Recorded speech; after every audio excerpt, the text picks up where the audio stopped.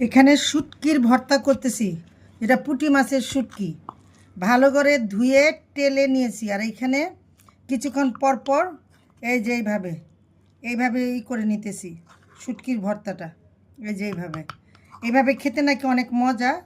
তাই এখানে আমি 100 টাকার শুটকি দিলাম, প্রায় অনেকগুলো। শুটকির ভর্তা আজকে এইভাবে করে খেয়ে দেখি কেমন লাগে। এখানে কাঁচামরিচ দিয়ে আমি শুটকির ভর্তাটা করতেছি।